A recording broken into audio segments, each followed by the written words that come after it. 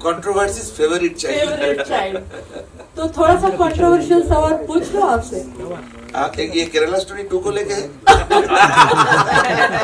बस आप समझ नहीं मतलब मैं एज्यूम कर सकता हूँ। केरला स्टोरी जब शुरू हुई थी, हाँ जी, वो मतलब उसपे मैं तो मतलब 10-12 साल से हम उसके ऊपर काम कर रहे थे।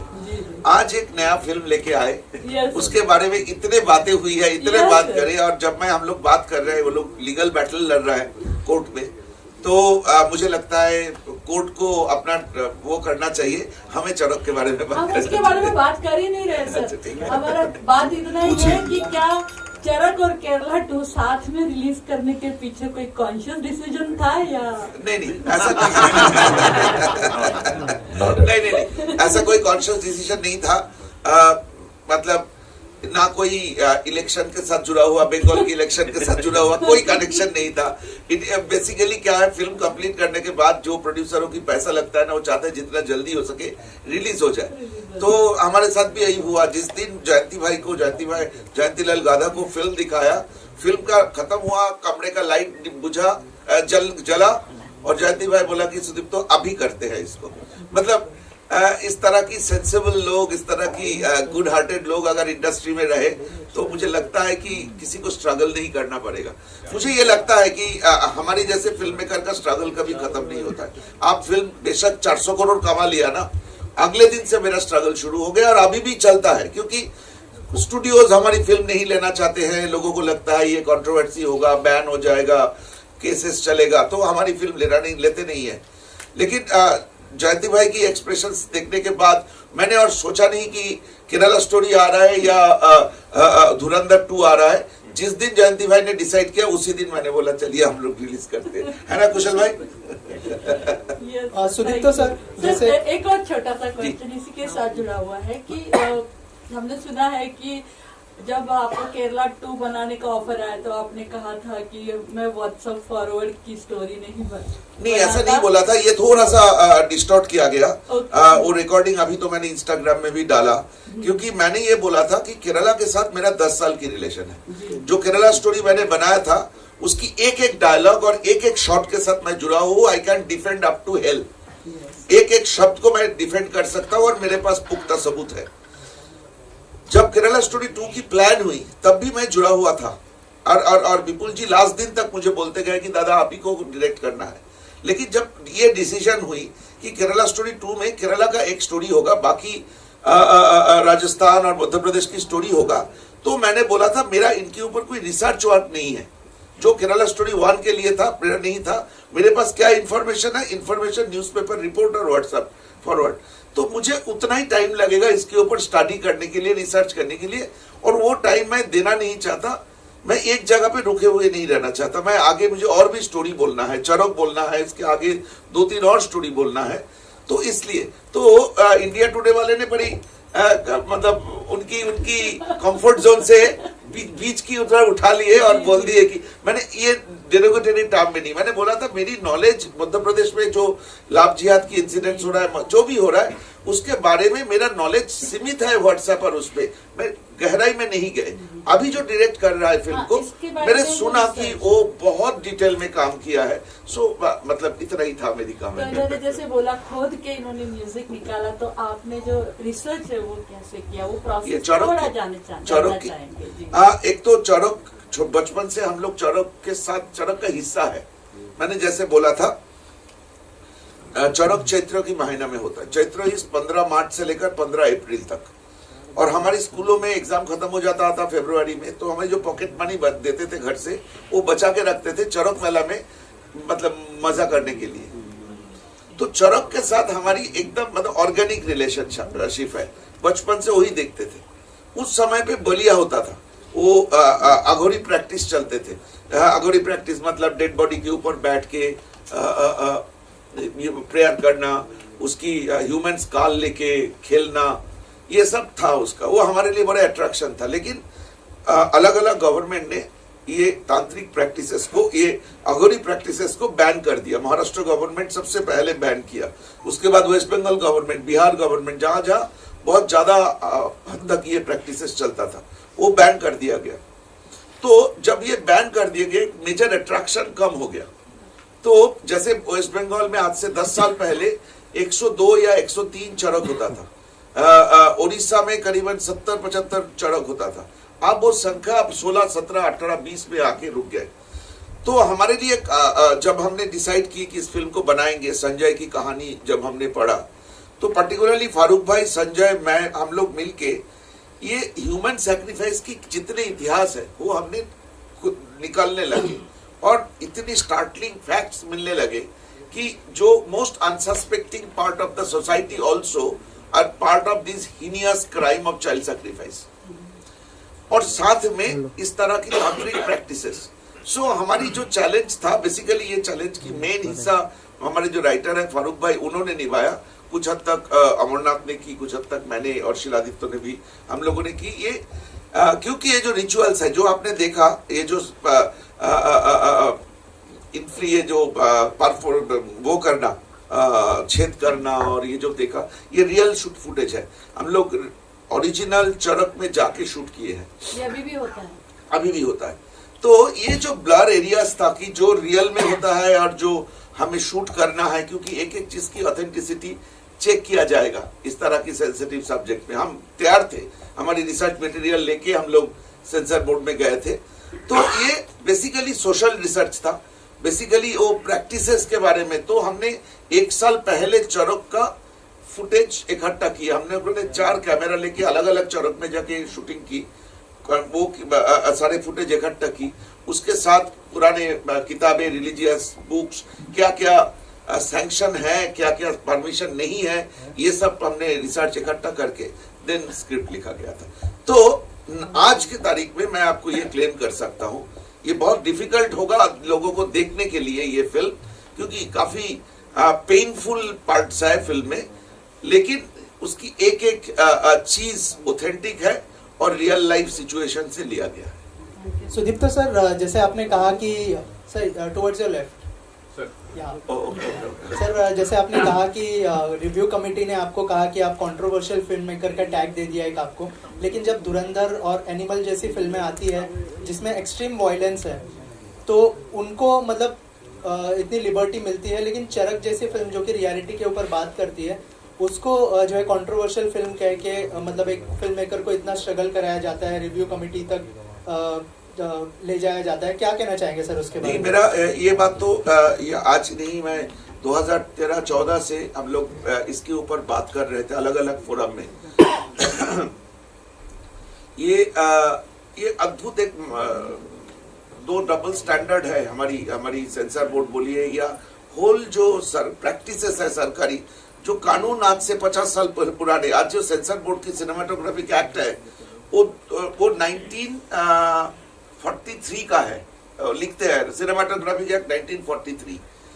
कुछ साल पहले श्याम बेनेगल साहब की एक रिपोर्ट सेंसर बोर्ड ने एक्सेप्ट किया था, लेकिन उसकी कानून अभी तक उसकी जो इम्प्लीकेशंस था उसको अभी तक एक्सेप्ट नहीं कराया गया।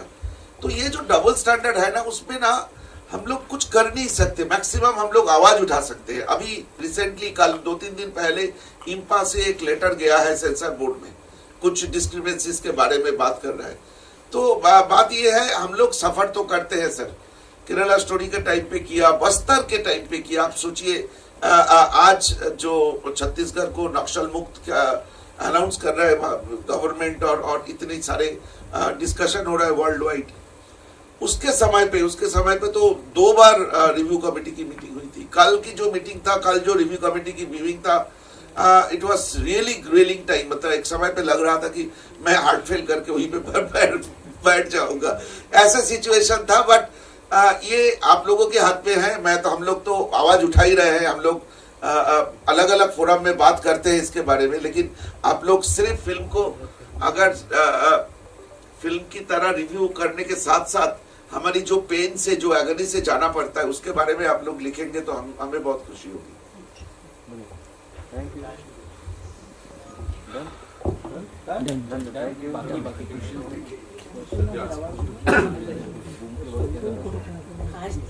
हाय, I am Varsha, update now. मैं सुब्रत दत्ता से पूछूंगी यस मैम कि चरक पर काम करने से आपके अंदर आंतरिक कुछ आस्था या अंधविश्वास जैसा कुछ हुआ है बदलाव, और आपके जीवन में कुछ ऐसा अनुभव हुआ है? देखिए, मेरे हाथों में कोई अंगूठी नहीं है और मैंने नाम भी चेंज नहीं किया। अक्सर ये होता है कि जब आप एक्टिंग करते तो नाम चेंज करते हैं, अंगूठियां पहनते हैं। मैं इसलिए विशाख को नहीं बोल रहा इतनी बड़ी अंगूठी पहनी, बहुत महंगी है। मुझे डायमंड्स की शौक है। हाँ, ये डिपॉजिट किया है, कल महंगा बेचेगा। सो मुझे ये नहीं है, मेरा काम डाकिया की तरह है, और जो गिवन सर्कमस्टेंसेस उसी पर्टिकुलर स्पेस और टाइम में कैसे बिहेव करना, दैट्स माय होमवर्क। सो मैं ऐसे किसी अंधविश्वास में ना मेरा पहले था, ना अभी है, ना 50 साल का हो चुका हूं तो भविष्य में भी रहेगा। ज्यादा दिन तक तो नहीं हूं। और मुझे लगता है कि विश्वास से ज्यादा अंधविश्वास तभी आता है जब आदमी डरता है। जो विशाख ने बोला वही मैं वो करूंगा। मेरे जिंदगी में मेरा जो फिलोसफी है उसमें डर नाम की कोई चीज ही नहीं है, तब तो मैं एक्टिंग ही नहीं कर सकता था। So thank you madam for asking this questions, but I never believe kind of quote unquote अंधविश्वास। Thank you sir. I would like to have one question to Saidul. Ma'am, I'll come to you. Yes. Well, she'll just complete her thing. जी, आइए पूछिए। Yes sir को मैं पूछूंगी, आपका अपना इस चरक में कुछ किरदार के बारे में बताओगे? मैं इस- जी इसमें आपकी अंधविश्वास और आस्था कितनी है? परमिशन नहीं है उसको बोलना। लेकिन हाँ, मैं एक हर कैरेक्टर के साथ जो मैं करता हूँ, हर एक्टर को ही करता हूँ कि एक पर्सनलाइजेशन, वो चरित्र मेरे अंदर कहाँ तक है और मैं उस चरित्र तक कहाँ तक पहुँच पा रहा हूँ। ये चरित्र आप देखेंगे, मैं इस पे ज़्यादा बात नहीं करूँगा। मैं एक पुलिस इंस्पेक्टर हूँ, लेकिन ये जिस दुविधा और द्वंद से गुजर रहा है, व्यक्तिगत जीवन में मैं किस द्वंद में हूँ या था उस दौरान, कैसे जुड़ता हूँ, ये मेरा अपना प्रोसेस है। लेकिन है, हर इंसान का अपना एक प्रॉब्लम है, कई प्रॉब्लम्स होते हैं, और एक लेवल के बाद वो उम्मीद तो कर सकता है, कई बार वो उम्मीद खो देता है और विश्वास और अंधविश्वास के बीच में वो टटोलता है। मैं व्यक्तिगत जीवन में ऐसा करता नहीं हूँ, अंधविश्वासी नहीं हूँ, लेकिन मेरा जो कैरेक्टर है और मैं होता तो क्या करता, इस तरह के इंसान मैंने देखा हुआ है। तो मैं उस बारीक जो लाइन है उसके आसपास मैंने अपने आप को पाया, और यही मजा है एज एन एक्टर। तो इस कैरेक्टर के साथ रहते हुए मुझे कुछ हुआ है पर्सनल लाइफ में जो मैंने इस कैरेक्टर के साथ। ये एक्चुअली मैं ऐड कर दूं मैम, शाहिदुर, अंजलि, ये जो 2-3 कैरेक्टर है, एक फिल्म में थोड़ा सा ग्रे शेड में है, तो इन लोगों के सामने हमारी रिक्वेस्ट था कि अपने कैरेक्टर के बारे में ना करें। अभी अंजलि, अच्छा है कि अंजलि नहीं है क्योंकि अंजलि शूटिंग कर रही है, नहीं तो आप लोग उससे तो निकाल ही लेते। थोड़ा सा फिल्म देखने के लिए वेट कर लीजिए। तो थैंक यू। मैं इसलिए मैं ये सब बातें बताने के लिए मैं बहुत घबराहट महसूस कर रहा था कि कैसे बताऊं। ठीक है, फिल्म देखिए। सर मेरा सवाल फिर थोड़ा अभी चेंज हो जाएगा क्योंकि as an actors for all of you it must have been very intense experience and out of comfort experience. तो रिलैक्स होने के लिए आप इन बिटवीन द शॉट्स क्या करते थे? बताओ नलिनी, सबके लिए है, सबके लिए है सवाल। देखिए, एक्टर को जब कोई कैरेक्टर मिलता है तो ऑब्वियसली हम उसमें पूरी कोशिश करते हैं कि अपना 100% दें उसमें। एंड जब हम कैरेक्टर में होते हैं तो हमारी ड्यूटी होती है उस कैरेक्टर को परफॉर्म करना। देन आफ्टर लाइक कट, सो हमको उस मोड में रहना पड़ता है। बट अगर 24 आवर अगर हम उसी मोड में रहेंगे तो थोड़ा सा वो एक्टर के लिए थोड़ा एक मोनोटोनी काइंड ऑफ होने लगता है। तो हम बीच में जैसे मौज मस्ती भी करते हैं, जैसे बहुत सारे एक्टर्स करते होंगे। मेरा क्या है, जैसे मैं जब बीच में रहता हूँ तो अपने आप को खुश करने के लिए मैं गाना मतलब गाता हूँ। तो एक्चुअली लोकेशन इतना खूबसूरत था, लोकेशन भी इतनी खूबसूरत है वहाँ की, मतलब इतनी हरियाली। मेरे पास मतलब पिक्चर्स हैं, मतलब मैं जो BTS हैं after releasing the film I can like upload. तो इतनी लोकेशंस इतनी प्यारी प्यारी थी वहाँ पर, हम लोग बहुत घूमे। एंड जो मैं बताने वाला था कि मैं इन बिटवीन क्या करता हूँ, अपने आप में गुनगुनाता रहता हूँ खुद को। और मेरे साथ लड़ाई करता था। इनके साथ मैं लड़ाई करता हूँ। और पहले भी आप लोग देख चुके होंगे, हम लोग 3 स्मोकिंग बैरल्स में साथ में ही थे। तो बहुत अच्छा लगता है और कहीं न कहीं अपने आप को बूस्ट करने के लिए। पिक्चर में भी मेरे साथ लड़ता है और शॉट के बाद भी लड़ता है, अभी भी लड़ रहा है, सुबह भी लड़ा है। हमारी चलती रहती है। हमारे मतलब सीनियर हैं और हमारे मतलब हमसे बड़े हैं। हमने बहुत कुछ सीखा। मैं तो इनके बारे में बहुत बोलता भी रहता हूँ, बहुत सारे इंटरव्यूज में बोला कि मतलब मैंने कैमरा एक्टिंग जो है मतलब इनसे सीखी।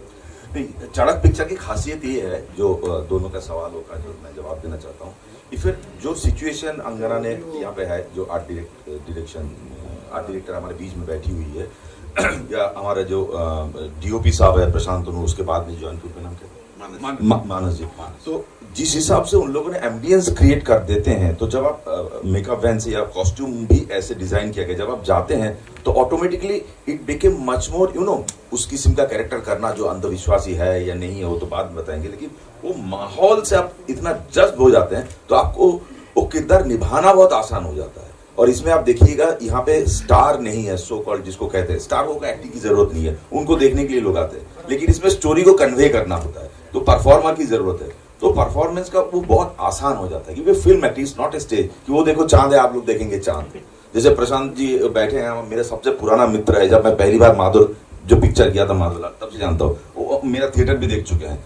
तो ये भी वो माहौल जब बन जाता है तो बहुत आसान हो जाता है। So thanks to CPT Cinemas and the producer Sudeep Hussain and also my director and also the 22 department है, 22 if I am not wrong, तब जाके पिक्चर बनती है।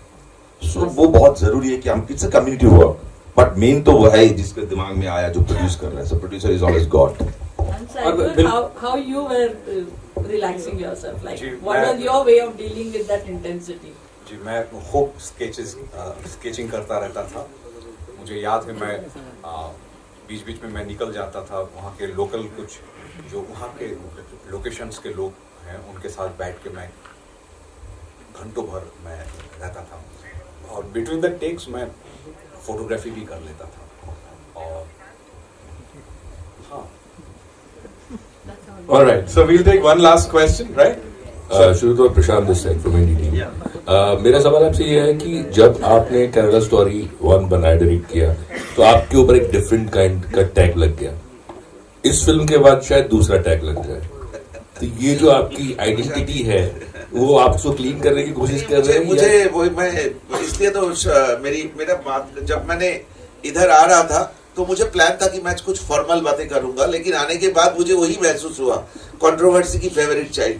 अभी क्या हुआ कि केरला स्टोरी और बस्तर के बाद एक किस्म का पॉलिटिकल स्टैंपिंग हुआ और आई एम श्योर इस फिल्म के बाद सेंसर बोर्ड से लेकर आगे 6 तारीख को रिलीज होने के बाद definitely it is going to be a different kind of stamping. So मुझे ऐसे मतलब मैंने मान लिया कि मुझे आगे की जिंदगी ऐसे ही एक कंफ्यूजन और अनसर्टेनिटी कंट्रोवर्सी इसमें ही मुझे जिंदा रहना है. तो मैं ये मेरे लिए न्यू नॉर्मल है प्रशांत जी. प्रोड्यूसर कंफ्यूज हो जाएंगे कि कौन सी फिल्म डायरेक्ट कर रहे हैं सर. लेकिन मैं इतना तो मैं आपको बोल सकता हूँ, मैं आगे फिल्म खुद प्रोड्यूस नहीं करूंगा. इतना डिसीजन मैंने ले चुका हूँ. मेरे से पॉसिबल नहीं है ये प्रेशर झेलना. मेरे टीम में बहुत अच्छे लोग हैं, वो लोग प्रोड्यूस करेंगे. मैं तो सिर्फ फिल्म ही बनाऊंगा क्योंकि एक फिल्म सफिशिएंट था.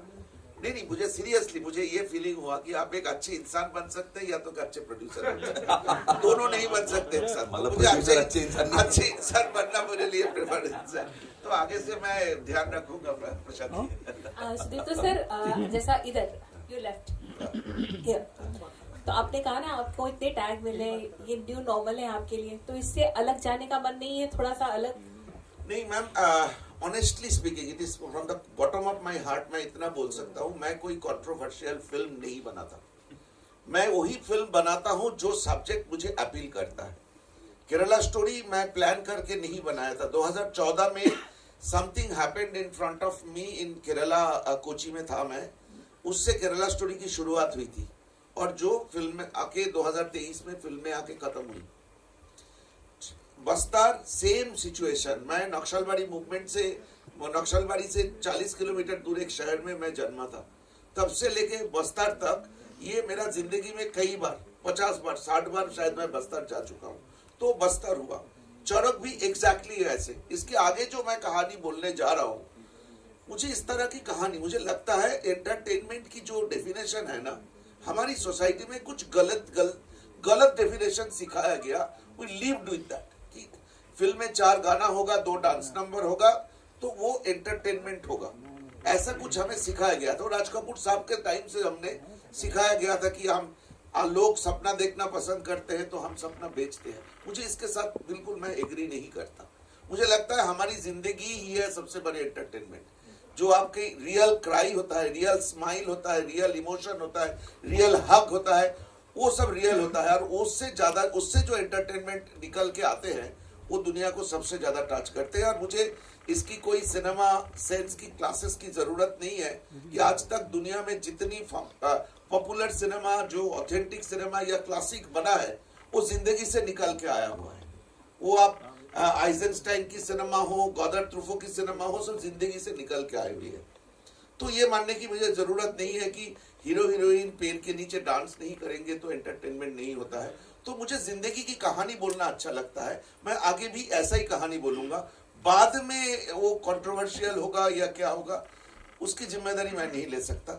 जैसे कोई इंसान रोमांटिक फिल्म नहीं बना सकता, फिल्म बनता है बाद में वो रोमांटिक हो जाता है, वैसे ही मैं फिल्म बनाता हूँ बाद में वो कंट्रोवर्शियल हो जाता है. Thank you. एक चीज़ एक्चुअली मैं जैसे बोलना चाहूँगा कि जैसे दादा ने बोला, I am very happy to कि दादा ने इस फिल्म को प्रोड्यूस किया. जैसा मेरा ये मानना है कि दुनिया में ना बहुत सारी फिल्में बनती हैं और लोगों को बनानी भी चाहिए. बट क्या है ना कि मेरा एक जस्ट मैं खुद से भी एक सवाल करता रहता हूँ कि when Dada Saab Phalke started to make a cinema, so that time 90%, I think 99% message was there, and only 1% or 2% I think commercialization, उसमें बहुत सारी problems थी. But right now commercialization बहुत ज़्यादा है, then message फिल्मों में बहुत कम है. और ऐसी फिल्में रूटेड कहानियाँ अपने इंडिया में है, बहुत सारी चीज़ें हैं. Why we are making cinema? So this is like a big question.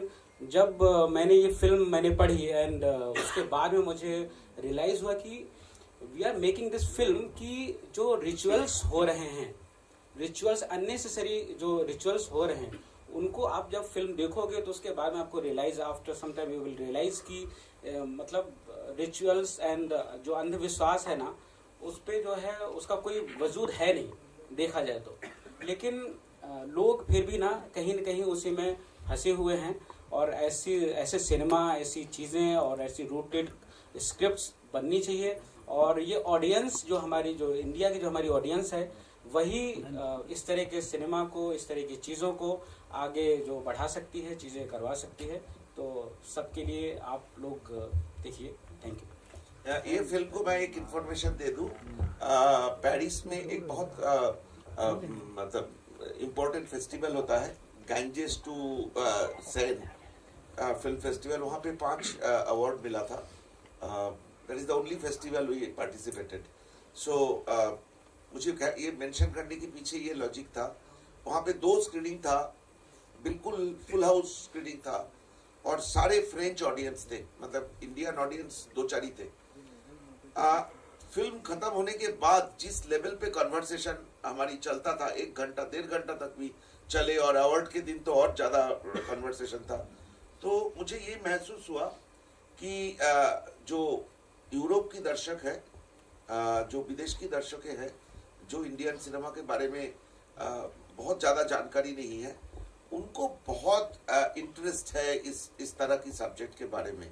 और मुझे लगता है कि ये सिर्फ इंडिया की बुरे चीज दिखाना नहीं, ये इस देश की जो कल्चर है ना, ये कल्चर के बारे में इन लोगों ने इतनी सारे डिस्कशन की कि मुझे ये लगा कि इस तरह की फिल्म सही में और बनना चाहिए। और ये फिल्म अगर सक्सेसफुल हुआ तो मुझे लगता है बहुत लोग कोशिश करेंगे इस तरह की फिल्म बनाने के लिए। जैसे केरला स्टोरी सक्सेस के बाद कई सारे स्टोरियां आई मार्केट में, वो चला नहीं, वो अलग बात है, लेकिन अगर ये फिल्म इंस्पायर करे और फिल्म बनने के लिए तो मुझे लगता है ये हमारी सक्सेस होगी।